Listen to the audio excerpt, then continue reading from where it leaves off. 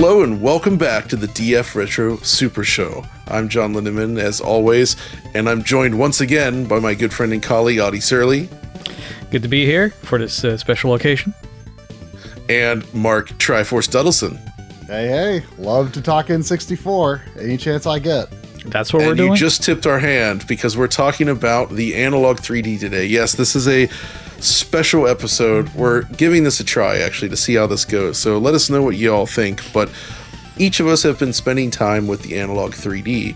And of course, there's been a plenty of reviews out there and all that. But there's a certain type of information that I think we can share about the way this thing works and the way it influences N64 games that only Digital Foundry can provide. At least I like to think so. Maybe that's not true. I don't know. But we're going to try it anyway. So let us know what you think again. And as this is a special episode, we're not going to have a news break. And in fact, Corey is off on assignment right now. So, and he doesn't like N64 all that much. So he was like, you know what? I don't really feel like talking about it. So we're just going to go with us three today. Marc has the Nintendo 64 t-shirt going on for those listening on the audio version. So he is very much ready. Oh, I'm so ready. Let's get into it, talking about the Analogue 3D. This video is proudly sponsored by the fantastic people at Green Man Gaming Bundles, featuring their brand new Masterful Remasters bundle. This incredible collection brings together 7 fan-favorite games, allowing you to revisit legendary adventures like Tomb Raider, Legacy of Kain and more, all the while saving a massive 91%. Here's a breakdown of the tiers. For only $5, get Shadow Man Remastered and Stubbs the Zombie in Rebel Without a Pulse. For $13, you get both of those titles along with Rise of the Triad Ludicrous Edition, Tomb Raider 1-3 Remastered, and Legacy of Kain Soul Reaver 1 and 2 Remastered. And finally, at the top tier at $17, you get all of the great games we've previously mentioned, plus Turok 3 Remastered and Tomb Raider 4-6 Remastered. What's more, every purchase of this bundle helps Direct Relief deliver life-saving healthcare to those in need. So you can grab a collection of brilliant games and support a great cause at the same time. What's not to love? But there's more. Green Man Gaming Bundles has even more bundles available now, with plenty more exciting collections coming soon, so be sure to check them out via the link in the video description below. So gentlemen, it's been at least 2 or 3 weeks now since we've had access to the Analogue 3D. And I think it's fair to say, based on the My Life in Gaming review and all the other reviews, as well as our own impressions, that the results are pretty great. And in fact, I might say this is the best thing Analogue has ever done. With the main thing is that typically with their hardware, they focused on recreating classic systems using FPGAs or some other solution and beyond that. And the point was that it just recreated that system. So if a game had issues on real hardware, it would have issues on the analog system as well. The idea was like you get HDMI output, some extra features. It's easy to use on modern displays. This is where the Analogue 3D obviously differs. It is designed to enhance the experience significantly. And I think we can all agree that that is indeed the case. And the big one, of course, is overclocking, which we'll talk about in a second. But I actually want to start with image quality, because I think this is actually one of the key areas where they made huge strides over real hardware, including hardware with modifications like the Ultra HDMI. So Audi and I each have a RetroGem modded N64. Marc, you have an Ultra HDMI. So we were actually able to compare all this. And the big improvement actually comes from the 32-bit color feature in my eyes, right? Like, this is the idea here, is that it's able to render at a higher precision internally, something the original hardware could not do. This cleans up a lot of the obvious dithering that you got, but the main benefit is that it drastically increases the clarity of things like textures, especially at a distance, basically giving the games like a sharper appearance. I know you played around with this a lot, Marc, and saw some variable results, but I'm curious about your overall thoughts on what we've got here. Yeah, the 32-bit color is really interesting. I wasn't expecting to see such a boost in clarity from just increasing the color depth. And so apparently, according to the analog manual, at least, this isn't something I knew prior, but I guess N64, the rendering pipeline starts in 32-bit color, but due to various reasons, it ends up as 16-bit color by the time it's sent to your TV. And this just keeps 32-bit color in the whole pipeline. However, several people commented on the My Life in Gaming review that it appears that it's not just increasing that color depth, it's also disabling the de-dither filter. Which I guess because they're like, well, there's less dithering now, so we can turn off this de-dither filter, which kind of is actually what's responsible for a lot of that sort of smudgy, like intertexture blur and noise. So I kind of wish that they would let you actually disable those separately, because there are quite a few examples where the de-dither filter was hiding things that the 32-bit color actually kind of re-reveals, especially in games like Perfect Dark and a few others that maybe kind of have some sort of, I guess, kind of like alpha composited effects. Kind of actually brings out extra dithering. But on the whole, like, I've rarely seen a reason to turn it off. I have seen instances where, maybe sort of something that was sort of supposed to be like a foggy sort of atmosphere might sort of be a little bit ruined by that. But on a case-by-case basis, people can determine whether they want that on or off. But on the whole, I think it was the biggest surprise, I would say, for me on the Analogue 3D. I was like, wow, I did not expect the texture clarity to increase so much thanks to that feature. And that's kind of the interesting thing, because obviously N64 was known for its very small texture cache of just 4 kilobytes, which limits the size of textures that games could use. But that mainly impacts the way they appear near the camera. But as it turns out, all these other filters that were in use, and there's like 3 filters essentially that combine on original hardware, essentially blur out as much detail as possible, to the point where it actually ruins the look of textures even in the mid and far field, creating a very blurry looking system. And that's kind of where the N64 always got its reputation. Now, of course, there were 2 other passes that have been disabled in the past. So there's obviously the de-blur function. There was this like sort of like sub-pixel or per pixel like blur thing that's going on. When you see it through HDMI, you'll see it just sort of like blurs out a little bit, interpolates a little bit to the left and right. I'm not familiar with the inner workings of it, but it definitely creates a blurrier image. And I found zero reason to ever leave that enabled on any system, whether you use an analog output or not. It just ruins the clarity of the image. So that's one that you want to turn off, and you can do it here, just like on prior mods.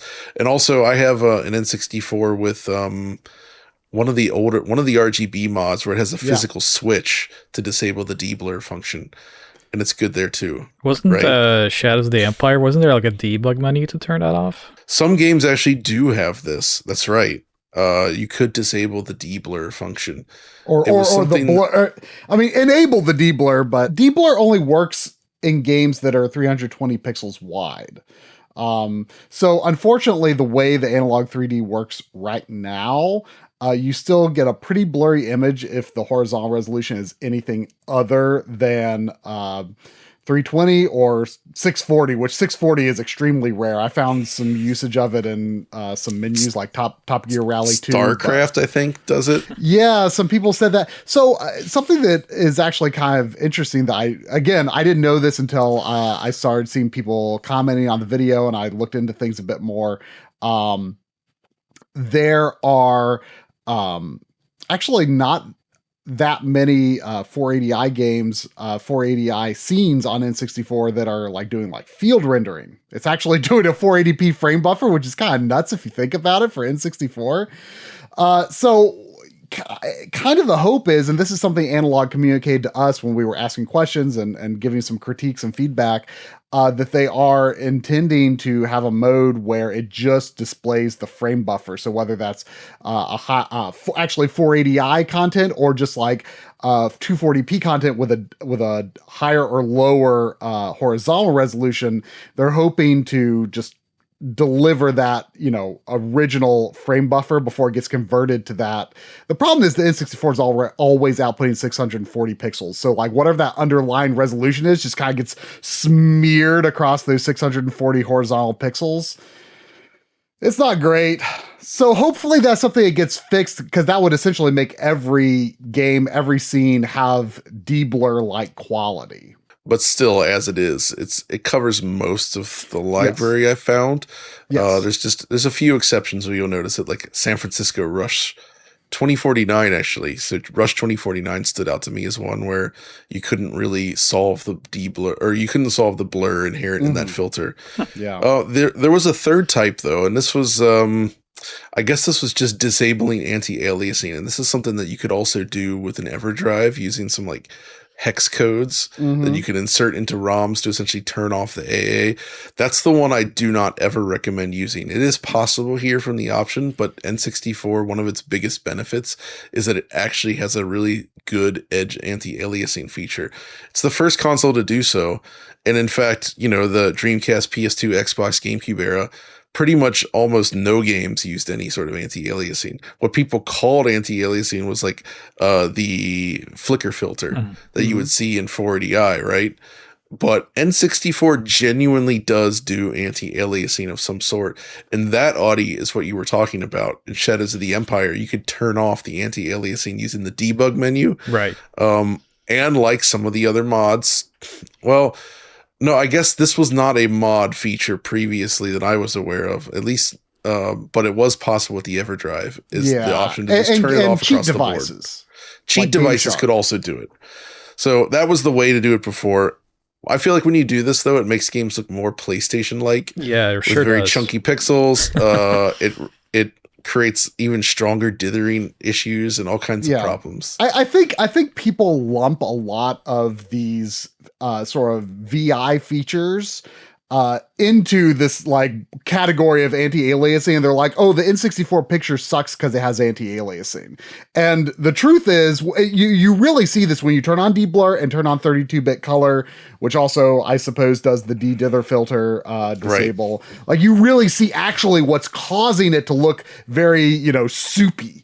And the anti-aliasing is, in my opinion, nothing but a positive. It's great. It adds a lot to this and makes the image quality much more stable. That kind of covers the basics, right? Of course, there's the grayed out option to disable texture filtering in the current version of the OS. It'll be interesting to disable that in the future, just to give it a different look. Kind of like the Quack cheat code in Turok 1, if you recall, where you could turn off texture filtering and it resulted in decimated non-interpolated animations to make it look like what they called software quake. But I don't think people are actually going to like that as much as they think they will once they see it, because the way N64 does physically large textures. They take a texture and smear it over a large area, much more so than you might be used to seeing on, say, a PlayStation, right? It doesn't actually really give it a PlayStation-like look, in my opinion. And I think that's what some people want to achieve, but the textures were designed the way they are, for a reason. And also you've got the trilinear filtering here, which is something that emulators tend to fail to do in terms of, in terms of just talking about texture detail. And honestly, speaking of emulation, that's one of the key things here, is that this replicates the look of N64 properly, including things like the tri-point texture filtering, all the different filters. It's the kind of stuff that we've only otherwise seen in the Mr. FPGA core, or in the there's a very specific PC plugin for one of the emulators that's pretty good. But other than that, nearly every other emulation solution for N64 does everything wrong.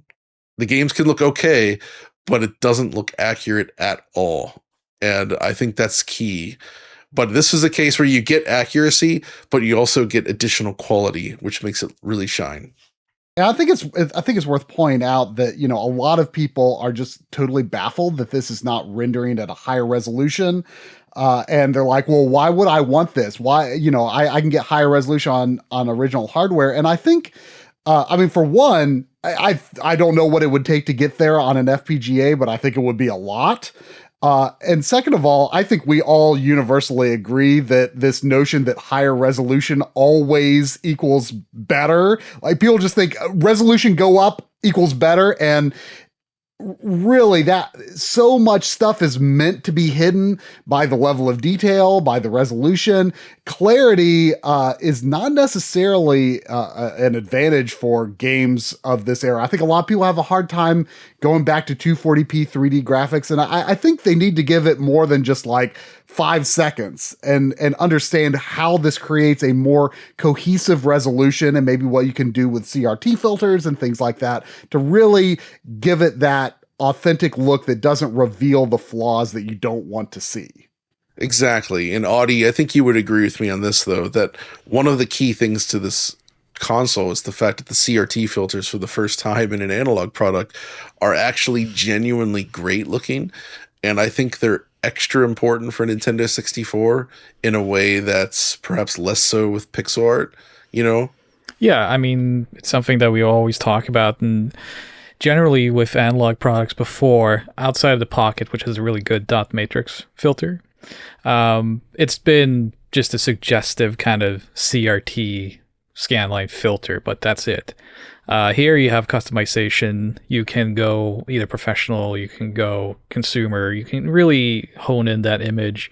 And it's something, if people want an easy example of how these things can go wrong if you don't have this type of customization and presentation. Remember like when Chrono Cross came out again, you had this mismatch between high resolution models and backgrounds, smeary images, all this sort of stuff. And when you have a proper CRT shader mask like you have on this product, you have an image that blends together so much more. It makes certain things softer, it makes certain things kind of a little bit more hidden, like Marc says, but it really does bring the composition of the image together in a way that like analog products never has delivered before, in my opinion and experience. Yeah, I mean the Duo actually had an RGB mask for the CRT mode, and for considering it was only 1080p, it was pretty good. And actually, what's interesting is they appear on the Analog 3D to use very similar techniques to what was done on the Analog Duo. When you're doing 1080p, so it's not just scaling down a 4K effect for 1080p. They actually seem to have taken 1080p users into account and give it a relatively good experience when using those different CRT filters at 1080p. But 4K is where it really shines. It's actually ironic that we really haven't been able to get good CRT effects great CRT effects until we went to 4K on really any kind of upscaling device. Because there's just so much detail that makes up what feels like a CRT. Oh yeah, agreed. It's not just black lines. That's what I think people have started discovering. And we've been past that in the post Black Lines world for a while now, sure. I think. But it's good to see it showing up in devices like this, and I do generally think the results are super good. Well, you say that, but I've seen commercial products as recently as a few months ago that still basically just used transparent black lines, like literally. Yes. And they don't even line up with the pixels. Especially with the software, like software based, games released on modern consoles that try to do scan lines. That's true. There's a lot of good ones now, but there's still some pretty nasty ones out there, which not great. But thankfully this one is. And yeah, the key point here is that it is now 4K output, which is a first for anything Analog's done before. And it also supports HDR output, which at this point is not that adjustable. Yeah. I like using it because with the dynamic tone mapping on the G4, it's very bright and it looks really good. On your TV. It looks less, on my TV specifically, it looks less good on my older CX OLED, and I would prefer SDR on that. I have a C1, and I've managed to manually tinker around so it doesn't look so bad, but I still wish the results were a little better on the auto HDR. If you're not using dynamic tone mapping, it's actually darker than SDR SDR. output, which is Yep. kind of crazy. At least on, again, I have a C1 like Audi. So, yeah, I really hope they let you adjust the nits, because that's actually a feature I use like pretty much on a weekly basis on the RetroTink 4K. Exactly. Where I adjust the nits based on the content to essentially counteract the darkening effect that you get when you add scan lines, when you add a CRT mask, when you do black frame insertion. That's a big one. You can just crank those nits and get a really satisfying level of brightness. And so I hope they do just that. That's all it really needs to be, is just a simple nits adjustment like on the RetroTink 4K. Agreed. But gentlemen, of course, image quality, very important. And it is actually an awesome feature of this new machine. But the big game changer for us, and the thing I want to get into next, is overclocking. So yes, overclocking. This is one of the key features of the system, and it's one of the things that was sort of hidden for a while in the pre-release. They did indicate early on that there would be some performance improvements, but it wasn't really clear what that would entail. In the end, what we have is three options. There's Enhanced, Enhanced Plus, and Unleashed. And what they do respectively is Enhanced just boosts the RAM speed, Enhanced Plus also boosts GPU speed, and then Unleashed also includes the CPU. And the reason it's variable is obviously for compatibility reasons. And there are a few cases where games can break at the higher settings, but by and large, I've been able to use Unleashed in most titles. So, guys, let's go through some of the examples, because I've actually prepared a bunch of frame rate analysis clips just for this. One of the first things I want to show, just as like an awesome example of speed, is, you remember Gauntlet Legends, right? Yeah, oh yeah. I love Gauntlet Legends. I think it's quite a fun game, but I always remember the N64 version being extremely variable in terms of how it ran. So I was curious to see what would happen on the 3D, and it turns out when you overclock this with Unleashed, what you get is a predominantly smooth 60 FPS experience. You can see it here in the video, but like, it's smooth. It does dip into the 50s, but otherwise you're looking at a surprisingly stable kind of experience now. I actually kind of need to see if I can test out the PAL version now, because I'm wondering if you do 4K 50 output at 50 frames per second, if it would actually hold steady at 50. Oh, that would Since be interesting. It mostly seems to stay above the 50 line. So yeah, that's I'm actually impressive. really excited to play this one now, because I've heard a lot of people say they actually prefer the N64 version to the Dreamcast version. It's an awesome version. Yeah, I forget the reasons why. And, for N64, it was actually a pretty high performing game at, targeting 60 FPS on the original hardware. But man, it's a fantastic experience from what I've tried so far on the Analogue 3D. Right? So this is, I think, one of the best examples of a game that's like, wow, this is, kind of encroaching on what we would expect maybe from a modern game in terms of performance. I mean, I would stress, we're not going to see things even out in quite the same way as PS4 games on PS5 or Switch 1 games on Switch 2. It's not going to be quite to that level, but it's within the context is pretty transformative and surprisingly stable for it not breaking stuff in early 3D games. Exactly. So that part is cool. With the 60 FPS stuff in mind, then, one of the next things I actually tested is I think it was like Return to Yoshi's Island. I forget what it's called, but it's from the developer Kaze is what he goes by, who's famous for doing insane amounts of awesome work with Mario 64 and sort of reverse engineering the game, and famously fixing some of the issues that the original code had. And so, like, the dude is very talented, and obviously he released this demo of a game, and I had to test it out because it had an unlocked frame rate option. And if you use it on real N64 hardware, I mean, you're nowhere near 60 FPS, let's be honest, but it's still fun to mess with. But now on the Analogue, you can actually achieve pretty much a stable 60, which is cool. At least in the overworld area. When you get to the area that looks like Super Mario Brothers 1, it's less smooth. Although it updates, like, particles update one frame and in the game updates the next frame, so it still registers as 60. Oh, wow. But it's not. It's very weird. But that's not an official game. Just wanted to test. Yeah. But I think what most people really want to see here are some of the comparisons. All right. So we've prepared a bunch of these. So let me go through a couple of mine here. And then I want you guys to share your findings as well, because we all kind of went off and picked our own games to test. So one of the ones I tested right away, actually, is Cruisin' USA. Heck yeah.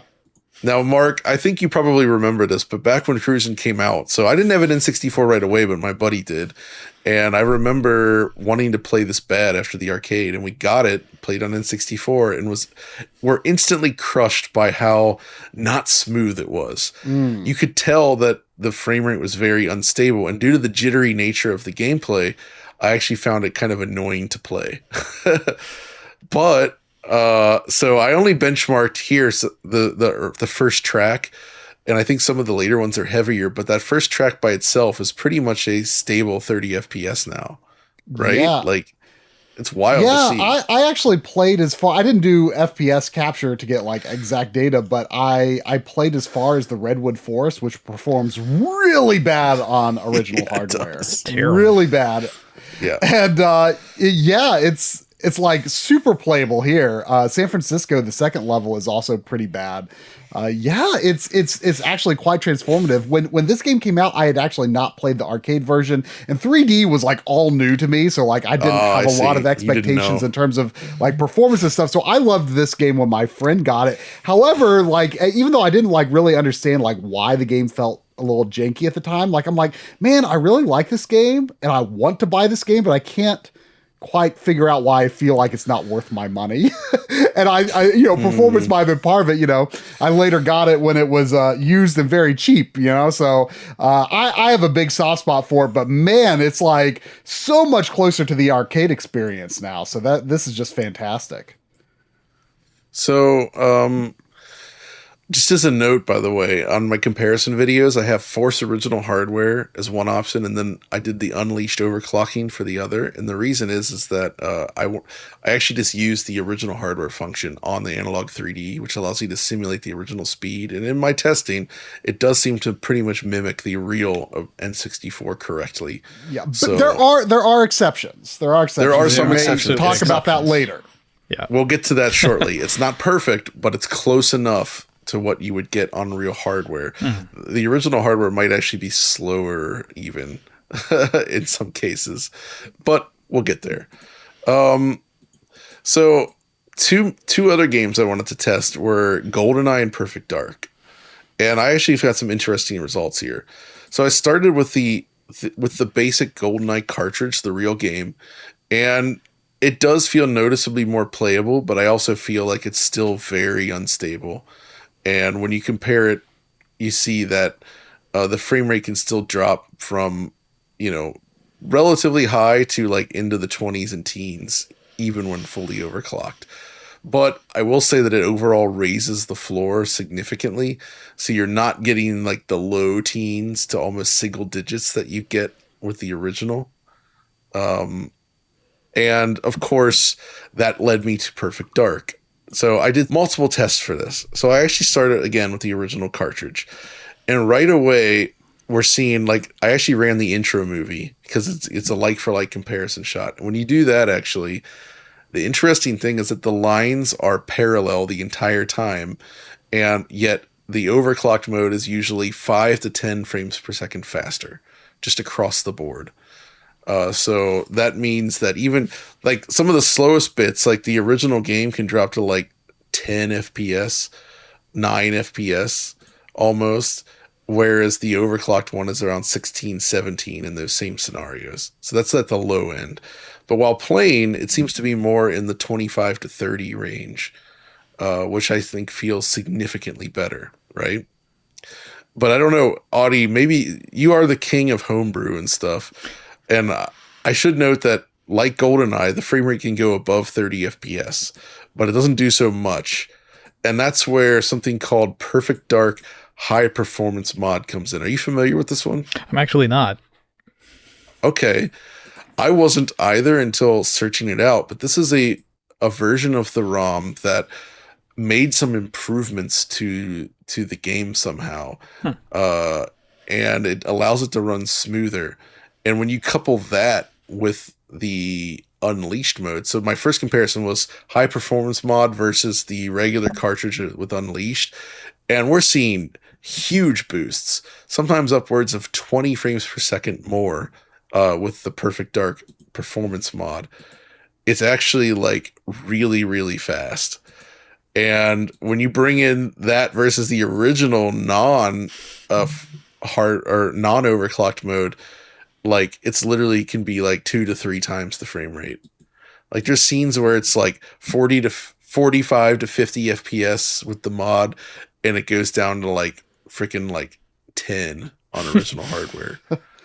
So I'd love to see them implement a 30 FPS cap, because there's not much of a compelling reason to shoot for higher than 30 on these games, because you're not going to get there on original hardware or FPGA hardware. No. So exactly.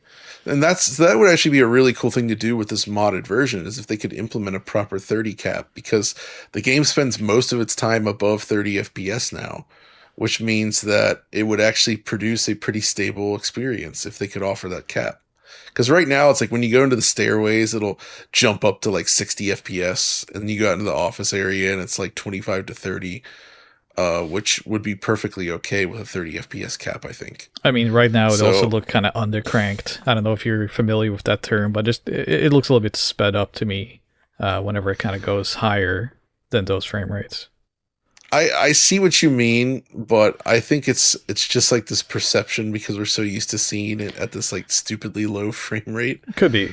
Yeah. And it does color the way you view the game. But I found those really interesting. It is actually true that Rare sometimes did do some things to compensate for slowdown. The one that I'm aware of is Donkey Kong 64. I guess supposedly like when it hits a patch of slowdown, it actually like speeds up the game so that like the perceived perpetuation of motion isn't, altered.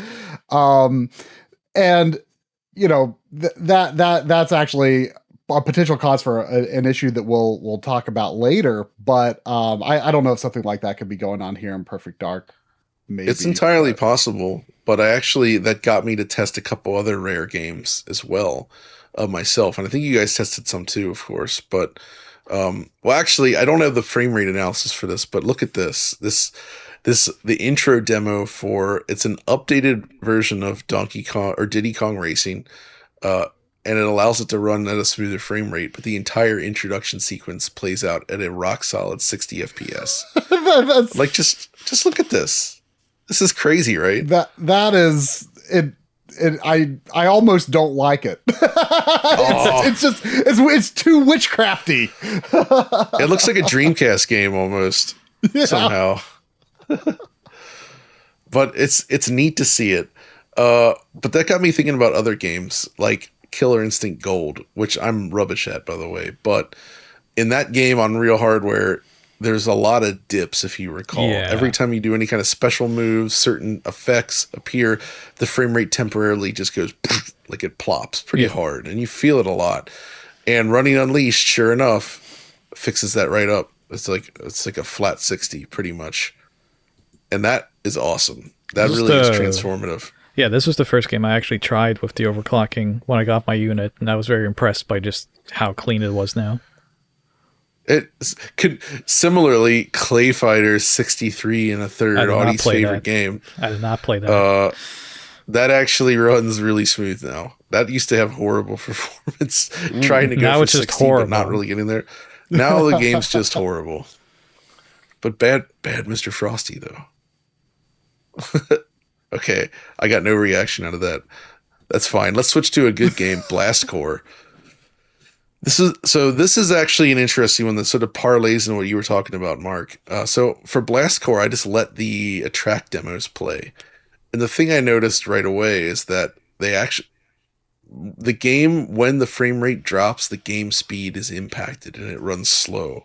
Right. So in the original version, it drops below 30 FPS constantly, whereas when unleashed, it actually just seems to hold 30 FPS across the board. So it's very, very stable.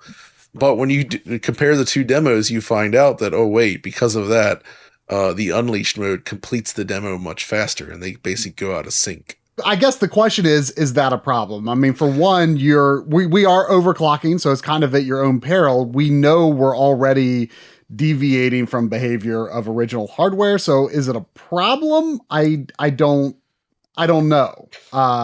It was pretty typical in this era for games to slow down rather than just like drop frames, but continue moving on at the same speed as they do today. But so some things are going to go a little out of sync. We'll talk about that a bit later. But in the case of pure performance, it's mostly only going to be a good thing for gameplay. And I think you're going to actually very, very rarely see issues just because the game was able to complete a demo or something faster than it would on original hardware. Exactly. So in most of these cases, it just basically means that you have like a more consistent experience and you're running at the intended cap. And I think just the way that they set up the game timers and everything back then didn't allow it to vary without the game speed being adjusted. And I think it's okay like this in most cases, though. So like, I'm not familiar enough with something like Super Smash Brothers to gauge this, but people that saw clips in your video instantly noticed that, oh wait, that looks too fast. I mean, this was just like idle animations in my video. I'm like, how could they tell? But yeah, people, they can sure tell. Again, it's at your own peril if you're overclocking. Yes, exactly. So that's something to keep in mind for sure. But one last game that I tested for fun was San Francisco Rush, actually. And this is an interesting one because this was a game that always ran like trash. Basically 20 FPS on average with some jumps above and below. And this is actually one of the single best examples I actually saw out of this mode, in that when running unleashed mode, you now get basically a 100% locked 30 frames per second with perfectly even frame pacing. Like the difference is so significant that it has become now the smoothest version of San Francisco Rush. Wow. Like the arcade version does not run this well. The versions included in the Midway Arcade Treasures Volume 3, they don't run this well. This is now the smoothest version of the game. This was one of my favorite rentals back in the day. And I loved it so much, and it's always been very depressing how difficult this one is to go back to. I mean, I am N64 born and bred. Like I've got a tough stomach for bad frame rates. Born and bred. San Francisco Rush is it's one of the ones that's just really hard to play now, I think. So I should try this one overclocking. Exactly. There's a decomp of it now, right? Maybe. I think so. Yeah. If so, that's really interesting. I'd like to try that out. There's actually multiple Rush games in 64. I noticed 2049, of course, but there's also 2, like Rush the Rock, I guess. And all of them benefit equally from this overclocking and run excellent now, which is awesome to see. So, and of course, there's many other games. I don't have footage of it all. Conker's Bad Fur Day is a great one that runs. That's so much more playable now. Same with Banjo-Kazooie, Banjo-Tooie. Like it basically fixes all the problems that they had. Banjo-Tooie is a masterpiece. Especially. I actually recorded some of that, so you might be able to see it on screen right now. But that game was so infamous back in the day for how badly it runs. And you're going from like, roughly 18, I think, to 30, if I recall correctly. I mean, it's smooth. It's a big difference. That was a big problem with a lot of the late Rare games for the system. It's like they just pushed the visuals too hard for the system, and you ended up with these really bad frame rates. It's always blew my mind that they went for 60 FPS in Star Fox Adventures after like doing so bad on frame rate in the N64 generation. Yeah, exactly. And then immediately walking that back once they went to Xbox. Yeah. And they were back to their bad frame rates. But are there any other games that you tested, Mark? I'm actually curious about your results. Yeah. So looking at the list I put here, I think the world is not enough is an interesting one, or Die Welt ist nicht genug, as it is in Deutschland. Yes. But I remember you and Audi played a little bit of that for a video some years ago, and man, the frame rate is bad. The world may not be enough, but the frame rate is also not enough. And I enjoyed that game actually back in the day. I thought it was a pretty good compromise for the lack of another rare developed Bond game. But I've been reluctant to recommend it to people in years since. But I did enjoy it back then. But now it's not locked 30, but it's by and large 30 FPS. It's pretty good now. Yeah, I would agree. It's come a long way from where it used to be. Yeah. Which is awesome to see. Something else I tried was Extreme G. Both of the Extreme G games, they do not perform well on original hardware, which is problematic for a futuristic racer that's, trying to be fast, right?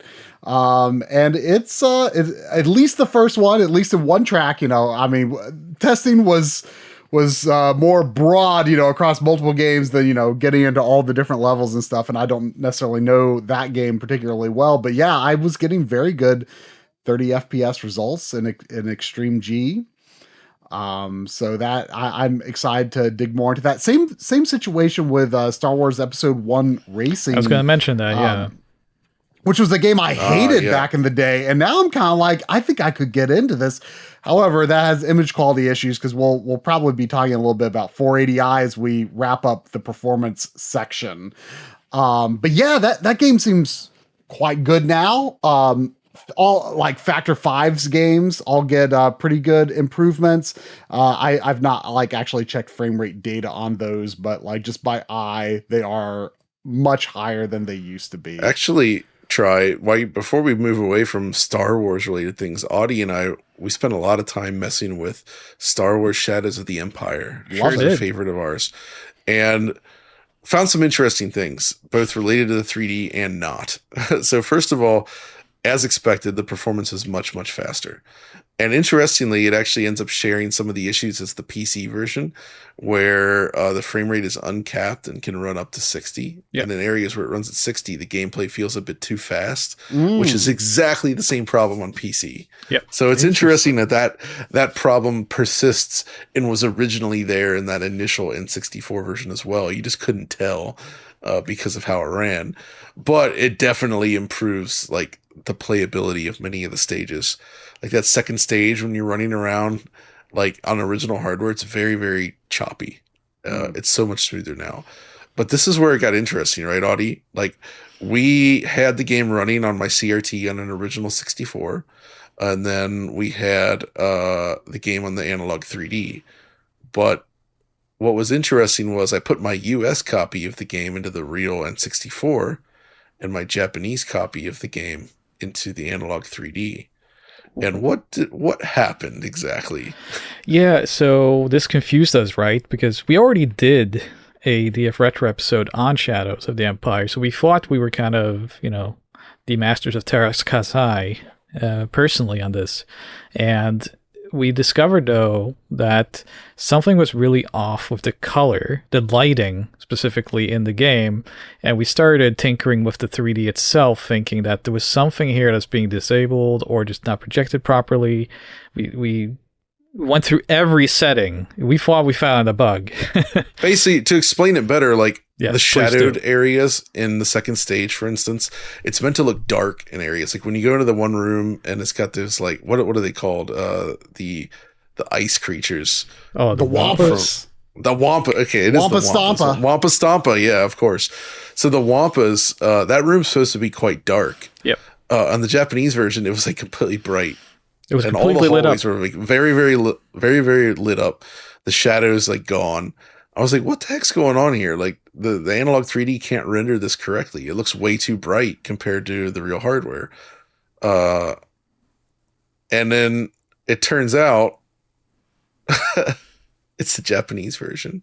Yeah. The Japanese version actually made that change. they made a ton of changes. There's a lot of gameplay changes, but in addition to the gameplay changes, which were already like reported and known, they changed the lighting and they made some stages way brighter. So like that second stage, like it looks completely lit up now versus the original, which gets very, very dark. And it was not the Analogue 3D breaking. It was literally just like, oh wait, they just made big changes to that Japanese version specifically. That reminds me actually of, I one of the first things I decided to do when I got the Analogue 3D was, I had been planning to play Space Station Silicon Valley sometime soon. It's a game I wanted to play through, and I'm like, okay, you know what? Like, why don't I just like see what it's like to have an experience like actually like playing many hours of one game and just see how it goes when doing Unleashed. And I kept thinking I'm seeing some bugs. I'm like, oh, something funny happens on the edge of the screen after you unpause the game. Oh, the aspect ratio screws up when it goes into a cutscene. Various things like this. And I would then pop it into my Ultra HDMI N64. And I'm like, oh, the exact same thing happens on original hardware. I mean, there are a lot of just weird things that happen on N64 that might surprise you. And you're like, oh, is this a problem with the Analogue 3D?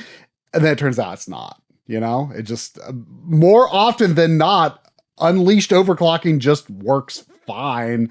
And you're not going to see visual bugs or anything like that most of the time. Yeah. What about your findings, Audi? You actually tested a bunch of games. What did you find? So I tested more for compatibility than frame rates and such compared to you guys.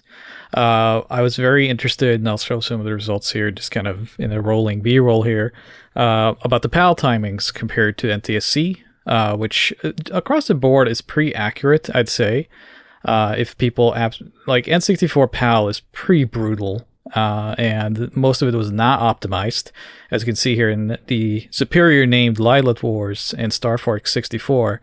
You can see clear differences in timing of the game, but it is pretty accurate to the original hardware, which you can see here. So I was pretty impressed generally that just how accurate it was in terms of forcing the original hardware and the PAL timings, because I know some people, especially in Germany and whatnot, probably will prefer it to run at that speeds rather than NTSC for whatever reason. I did test as expected. I tested a lot more the wrestling games across the N64 system on Overclocked. Generally, and luckily, you can kind of see most of the slowdown in the Aki games, for example, you see in the intros.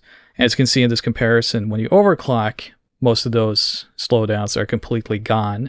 In No Mercy, if you go behind the stage, like backstage, fight the bar, the locker room with a lot of weapons, generally you would get some slowdown here as well, but that's kind of gone with the overclocking set to Unleashed.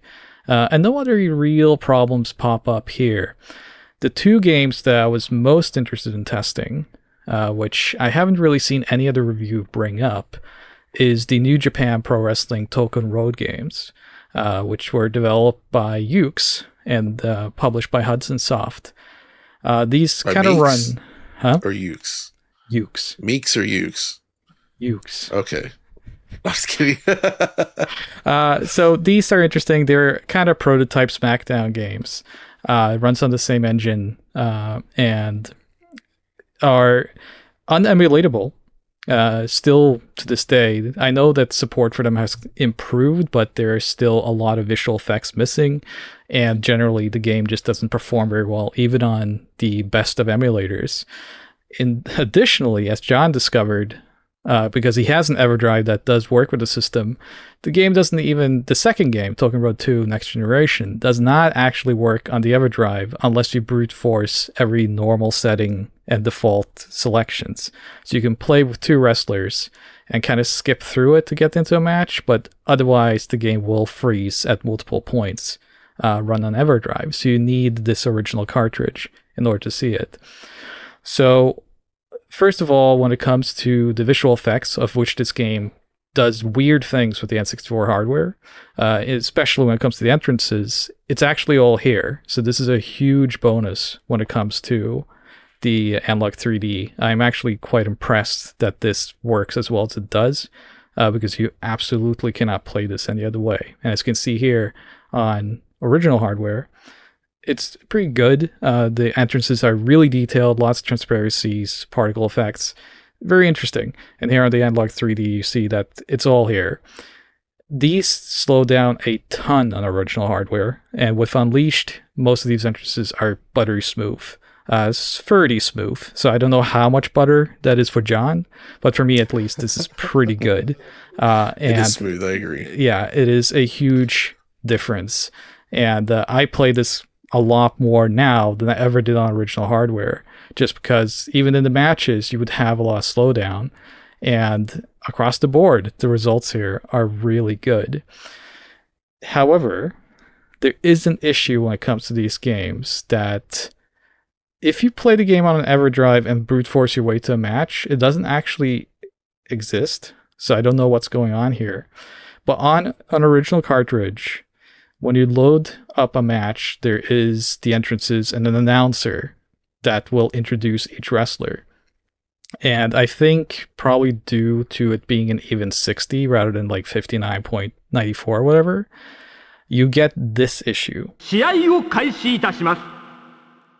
本日のセミファイナルスペシャルシングルマッチ青コーナーより本日のセミファイナルスペシャルシングルマッチ青コーナーより己の道を突き進む己の道を突き進む佐々木健介入場 So as you can hear there is like a warbling and kind of static that comes with the voice of the data streaming there, the audio streaming. So this happens on overclocked, but also happens on Force original hardware settings. So this is just inherent, an issue with the game on the Analogue 3D, which I didn't see reported anywhere else. So hopefully that's something that they can look into now that they know about it. But it is kind of egregious because those entrances are kind of most of the presentation that's interesting about the game, and it gets really choppy over time, and hopefully they get that fixed. But overall, the results for this, for me, was a huge game changer and really does attest to how good this hardware is. I feel like that's kind of the key that we walk away from with this, is that the performance across the board is excellent. And in fact, the only game that stands out is one where I'm sure you have some examples, Mark, but for me, when testing overclocking, the only one that actually ran into real issues was Dinosaur Planet, the unfinished ROM, where if you tried to run that with anything other than the most basic overclocking, it would trigger the infinite fall bug, which anyone that knows, if you tried to play the game on an N64 EverDrive and you didn't set up the save file correctly, it would just have your character fall infinitely into like a void when you try to start a game, and you couldn't actually make progress that way. That would occur also if you tried to overclock anything, and I was never able to get that past that.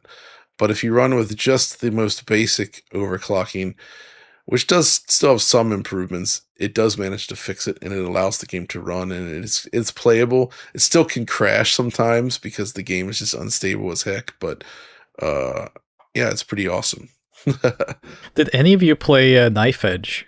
Just out of curiosity. So I did actually encounter this, and I don't want to say it's a bug, but it's more like a fault of the software.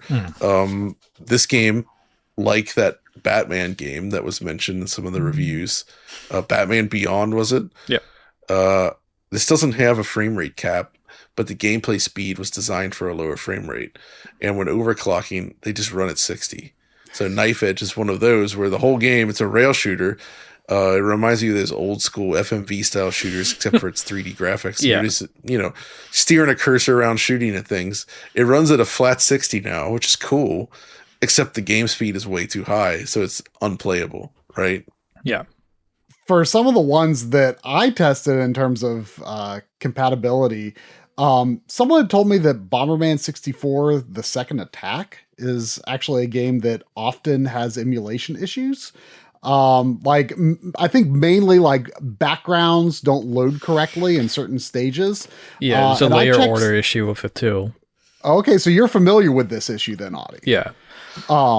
So yeah, I booted up. I have a Japanese cart. So this wasn't the American cart. I'm assuming there's no major differences, but there happened to be a save on my cartridge, and I went to some of the levels where people said there were emulation issues, and it seemed fine to me, and benefits quite a bit actually from overclocking. So that was a positive one.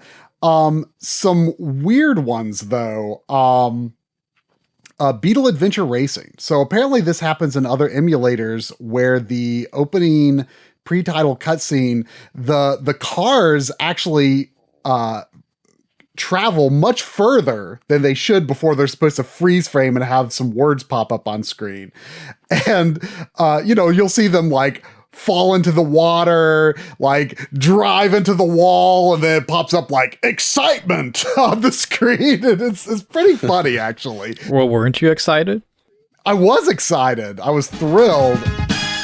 But here's the interesting thing, and this is maybe the beginning of some indications that Force original hardware may not be 100% there.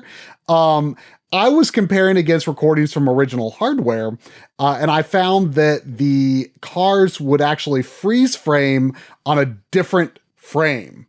They would either travel slightly further or slightly less far when forcing original hardware versus the original console. However, the reason I didn't really bring this up in my video was I actually found variants on original hardware as well. It wouldn't always freeze frame exactly the same time on original hardware. So I was like, have I found a bug or not? I would like for, if Analogue is listening, like that might be something to investigate. It might be Adventure Racing. But something that I think is much more known is apparently on just about every emulator, the Donkey Kong 64 intro gets out of sync and has problems. By the intro, I don't mean the DK rap. I mean the new game opening cutscene. And it actually fails relatively early on if you're overclocking with Enhanced Plus or Unleashed. It just goes to a black screen. The music will continue, but it just goes to a black screen. It goes too fast at some point, and I think just misses some sort of like transitional trigger. If you do just regular enhanced, which is only the RAM overclock, it will finish the cutscene and get to gameplay, but it does get heavily out of sync. There are noticeable issues.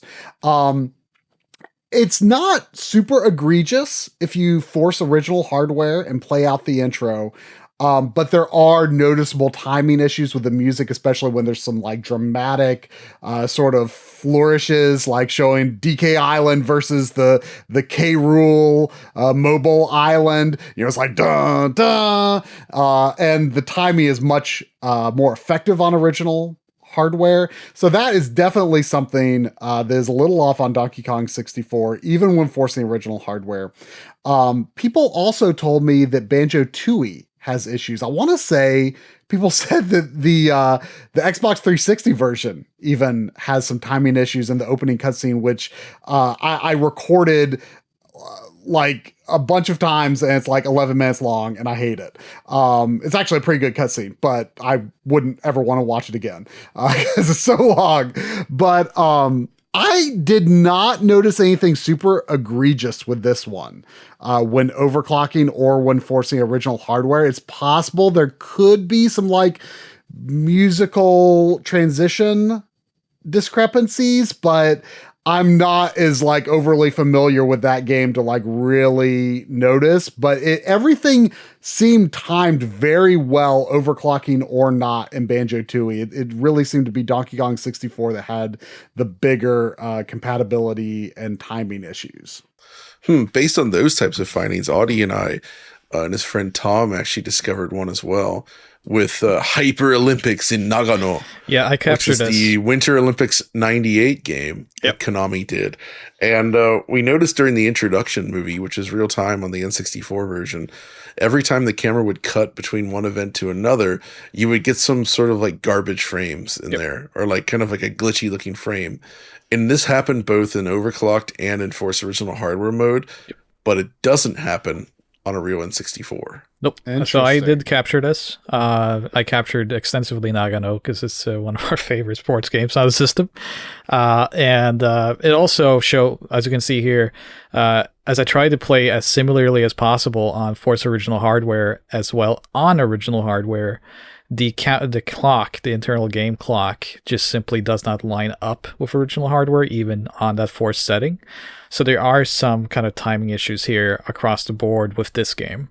And I wonder if that could be straightened out if the game actually ran at the true N64 refresh rate. So Probably. That's what I was wondering too, because right now it's forced into the mode where it runs at a 60 hertz flat output. Yeah. Right. But we know that N64 is something like 59.82 or something. 8.3, I think. That's what the RetroTink 4K reads 59.83. So that's where I get that from. It's around there somewhere. Yes. And ultimately, that means that even though it's a very small difference, it does cause very slight speed differences.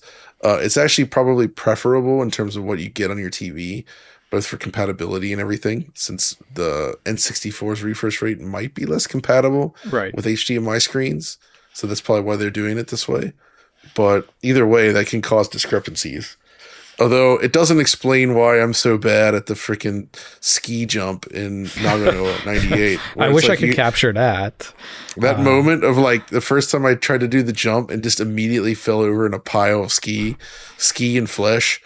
And then it happened over and over and over. I was like, how the heck do you play this? And then Tom showed us how it's done. Oh, Tom knows what's up when it comes to the Hyper Olympics. Also, the luge, which is the freaking luge. It's a terrible sport to begin with, but when you overclock, it's just unplayable. You just fly straight off the mat. Like, it's just not this game. It is mover, but it's not more playable. That's the thing, is some of the events are better overclocked and some of them are worse. Like the luge is an example where it runs like not well on original hardware, but the game was clearly like built with this horrible frame rate like in mind in terms of handling. Yeah. And as a result, like when you speed it up and smooth it out, it becomes like impossible not to crash. So go. Better luck next time.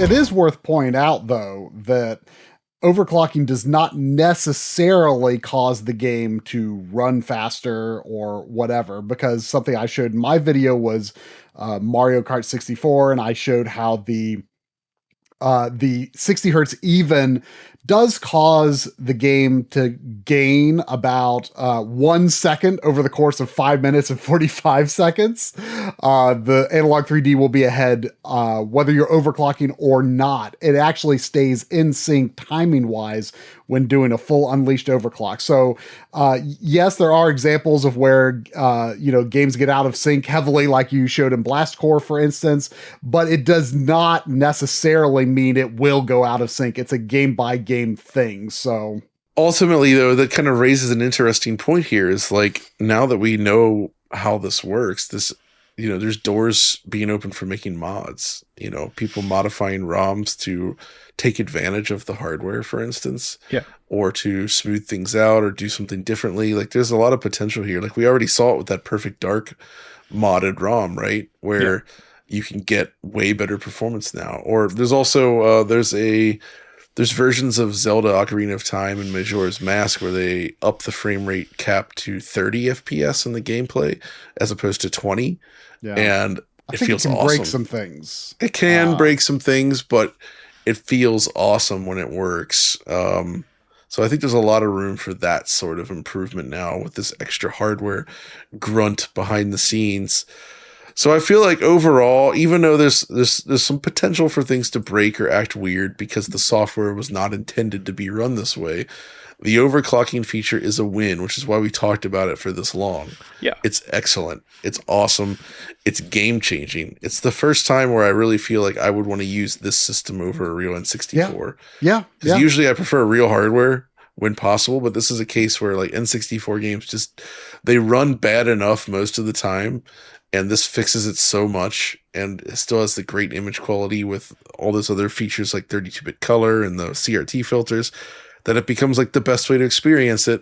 And motion clarity doesn't really matter for N64 because most games are not anywhere near 60. Yeah. So, However, John, there is an issue with image quality that we haven't really talked about, and that is de-interlacing. I hope they look into this, but essentially, so anything that ran in 480i mode, interlace mode, is currently only output using weaving to de-interlace it, which basically means that you see very obvious combing artifacts when anything's in motion. So you actually see like sort of breakup in lines in the image. There's multiple ways to do this. Upscalers like the Tink and everything have motion adaptive options. It has Bob de-interlacing, my favorite kind. And then there's Weave and various others. But the fact that we only have Weave as an option here basically means that anything that runs in 480i just doesn't look good. It's really not acceptable. I mean, it's okay for menus. And, this is actually the same thing that the Ultra HDMI has. And, that mod is fairly old by now. And I mostly gave it a pass at the time because, for one, I didn't know about as many instances of 480i use on N64 then as I do now. And, it was mostly like things like menus and some racing games and things like that. It's like menus is not a big deal. And 480i gameplay modes, I tended to actually try to avoid using those modes because they perform so badly. Most of the time when it was an option. Sometimes it's not an option though. So, and unfortunately we can't really record frame rate data because the weave completely throws off the readout on that. So, it looks bad, but what I can say is that performance is dramatically better in a lot of those 480i modes. I really would love actually to replay something like Castlevania, Legacy of Darkness, on Star Wars Racer in high res. Star Wars Racer, I think actually might be a good game now. I hated that game back in the day, but it seems like it could be quite good. Because you can tell that the overclocked is helping a lot, but it's weaved, so it's like it looks terrible. And I could have I could have swore there was a way to turn off 480i in that game without an expansion pack or something, but I don't think you can. So they really need to fix that. And like I mentioned earlier, they told me they are looking into where games are drawn to a 480p frame buffer. They're looking into just delivering that to the end of the screen. But I bet there's a lot of complexities with that because a lot of stuff is happening, in the whole rendering pipeline that I'm concerned could break if they're doing that. So I hope they can do that because like 480p N64 games with no de-interlacing at all would be insane. But some games I think it's not possible to fix because they are field rendered and thus married to interlacing. But that's the biggest problem. And in fact, like just judging by comments on our video and looking up what people are talking about elsewhere, it seemed like the de-interlacing issues and especially the EverDrive spotty compatibility issues were really souring, I would say, the initial reception to this system. And I was actually kind of surprised that people were so focused on that and that people weren't looking at the overclocking and being like, wow, this is a big improvement. It really seemed like the two issues from my observations that got people were de-interlacing and flashcart. I mean, that's totally understandable though, because if the flash card still works, they can't access those games. So if they can't play the games that can be overclocked, they are not going to be happy. If you're an N64 sicko like me, you got a lot of cards. If you want to play it the way it is, it's fine. But yes, John, it sounds like a fix is imminent. Crix has either released or is about to release a fix for it, or at least has discovered how to solve it for the new series of EverDrives, and it's a software fix. So I actually did this before recording. Right before we started recording, this was released as of this recording. You have to boot it up as of now on original hardware first in order for the bootloader to be updated. But at the moment, I've turned on and off the machine like about 10 times. taken the cartridge out. I have an X7 and it works. So as of this recording, it looks like the EverDrive has been fixed, unless some new issue comes up. Crix did say that he's, from now on, when he's selling new EverDrives, it will come with the new bootloader.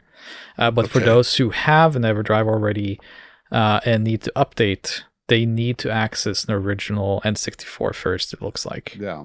If you have an EverDrive that is before the X7 model, I think you need to roll back to firmware 2.13, if I'm remembering correctly. And older EverDrive should work fine. If you have a 64 drive, that should work fine. Summer Cart 64 should work fine. I was actually unaware of Summer Cart 64 before working on this, but it sounds like that's actually kind of becoming the preferred cart among developers, especially, and for having the best 64 DD compatibility and stuff like that. So I will be looking into getting one of those. But yes, a lot of people have said, I bought an EverDrive X7 specifically to use with the Analogue 3D. I've been anticipating this, I bought it 2 years ago when this was announced or something, right? So it's good that Crix is fixing. Hopefully there can be more fixes on Analogue's side, though, so that maybe people who don't have original hardware can apply the bootloader. So the situation seems to be much improved. People shouldn't be worried about not being able to use an EverDrive at all, at least. Right. But so that one I always thought made sense, but the reaction to the de-interlace stuff is a little weird because there's just, even though there is content out there with it, it's not that common. A lot of people really wanted to know stuff Turok 2, how's that run in interlace mode now? And from what I saw, still not great, but Turok 2 in its low res mode was also very choppy. It's a lot smoother now. And that actually is kind of the way to play it, I would say. And you kind of gain the benefits of the high-res mode anyway because of the 32-bit color rendering feature, which high-res rendering kind of would overcome some of that to a degree just by being higher res before. But now you can do it without needing the interlaced mode. But if Analogue can get the proper full progressive scan high-res output to work, that's going to be really, really something special. Oh, yeah. I'm excited for that. So yeah, that's pretty much our take on that aspect of the Analogue 3D. Of course, other reviews have talked about other things such as the form factor, which I think is beautiful. The new controllers, which I think are really great. Yeah. The only, the initial run that we had for testing was just the straight black or straight white ones, I guess.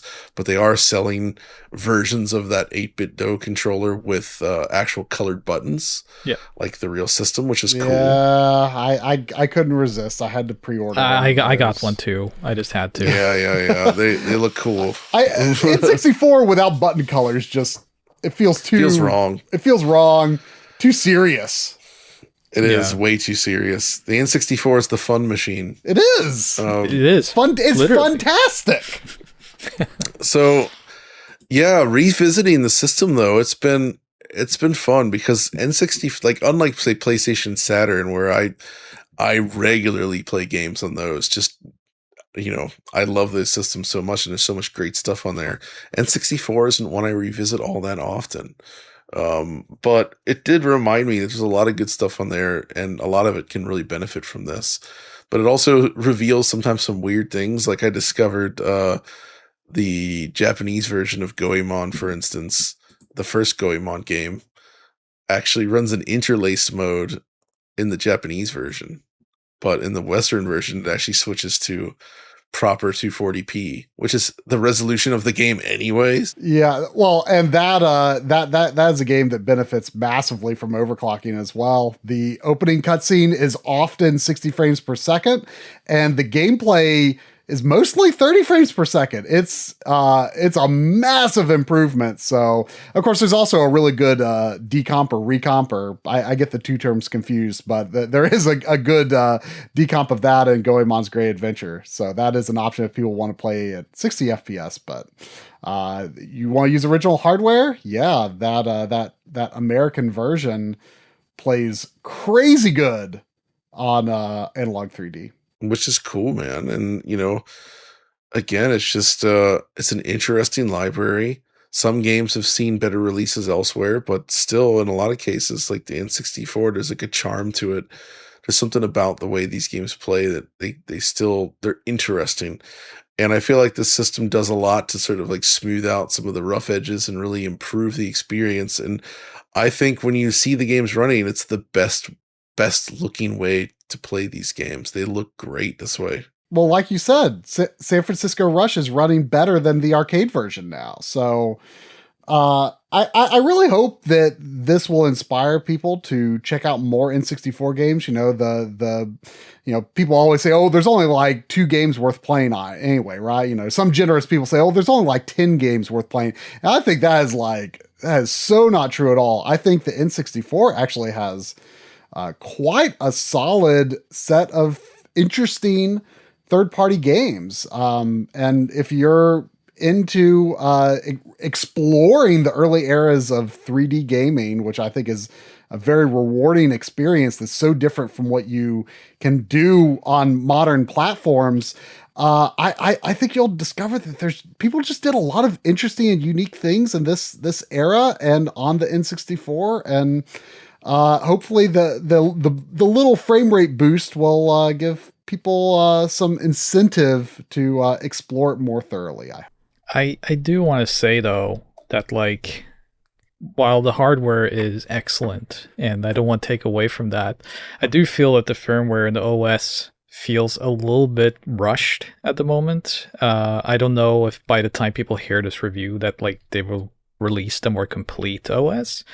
But at the moment, as I've got my review in it, and also as it's been rolling out to consumers, there are still aspects of the hardware that's been grayed out, selections that can't be made, and some customizations that I wish was there in terms of the presentation, like the cartridges and labels and stuff like that. I just wish that was a little bit more open for this sort of stuff. And especially when it comes to like the region not being selectable, which is a weird one because I'm curious what results that would have for PAL players, whether or not, because PAL games in Europe, N64 games in Europe generally weren't converted to take PAL into account.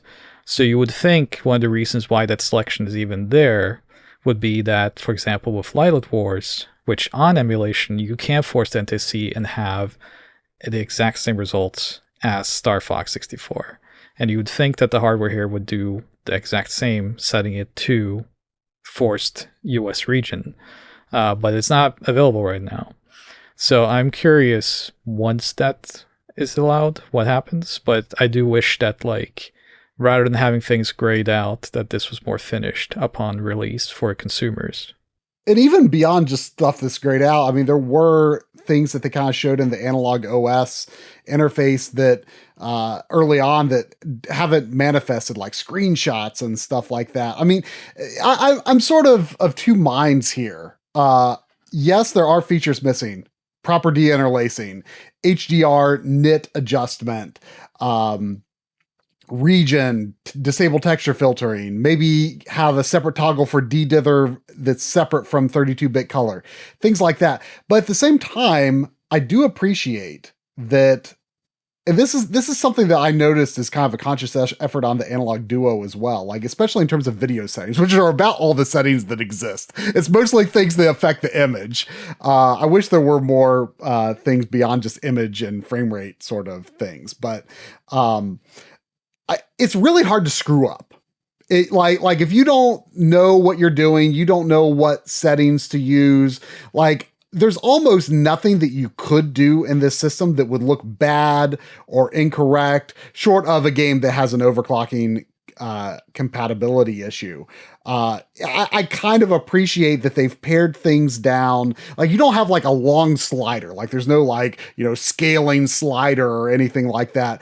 It's just going to give you results that are good. Like it may be less flexible, but you can't screw up. So I appreciate in a lot of ways that that it is kind of streamlined and relatively bare bones. Like, I mean, I know a lot of people are frustrated that there are missing features, but I think there is value, to in a similar way to Oliver's war against console graphics modes, right? Like, I think there is an elegance to they've got things pared down to the basics, things that you would actually want to tweak. So I don't know. That in itself is fine. It's just that there are options on the OS that can't be even selected. Yeah. So it's there, but you can't do anything with it. Oh, don't get me wrong. They've got a ways to go, but I do think there's a point to where it could start to lose something by becoming overcomplicated. But I do, they do. I mean, there is work to be done. Absolutely. And, Analogue doesn't have the best track record of like continuing to update things, more than a year after they come out. So I hope they do better with this, because I think this is like you said, John, this is an N64 that you would often want to choose to use over the original hardware. So it creates something very valuable for people like us who already have what they want for N64. You already have it all for original hardware. Now, how can we go beyond that? So it's the N64 Pro we all wanted. Yeah. And that's why it's a really interesting machine and definitely worth checking out. But yeah, I hope that they can continue to update it. I don't think they will, unfortunately, but I still would really love to see DAC support here. That's been something that's sorely lacking from the last consoles they've done, both with the Duo and, of course, the Pocket, neither of which received updates for the DAC. And in addition to that, it's just like, I hope the availability is there. Like, I feel like this is a system more than anything they've done before, where they should really try to, keep the pipeline going to keep these systems being made for a while, because I think a lot of people will want to get one of them. And I want a Jungle Green. Come on, Jungle Green. They have a reputation of struggling to fulfill that demand, and that does kind of anger people, right? And I think this is a case where, like, you don't want to mess with that this time, because I think there is a lot of nostalgia for it.